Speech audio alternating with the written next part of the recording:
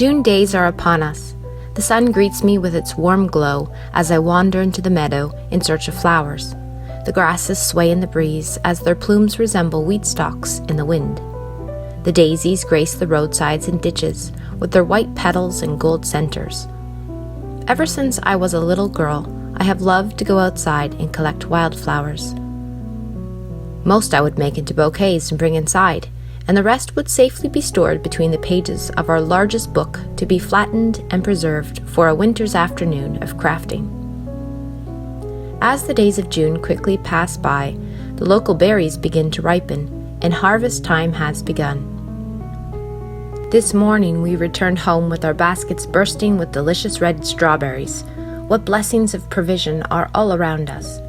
The next few days will be busy days, processing the berries for jams, pies, and freezer.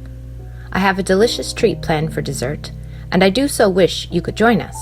But since that is not possible, I hope to share our well-loved recipes with you in the description box below as we make both a regular and a gluten-free fresh strawberry pie.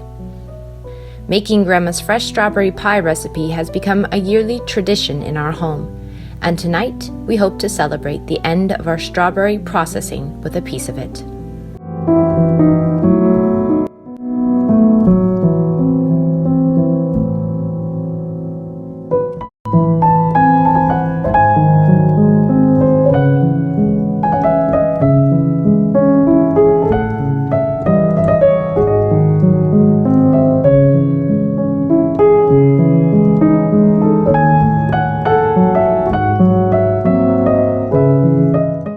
I've begun to copy out our family's favorite recipes in the old-fashioned way by hand.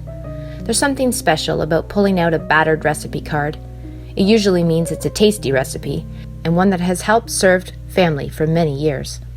What a gift to receive recipes from mothers and grandmothers that have served with them through the generations. I hope to set aside some time this summer to put together my own recipe box to pass on to my daughters in the coming years.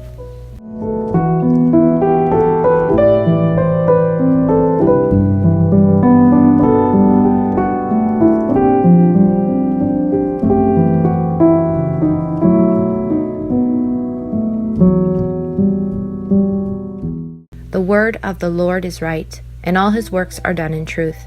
He loveth righteousness and judgment. The earth is full of the goodness of the Lord. Psalm 33, verse 5. Until next week, dear friends.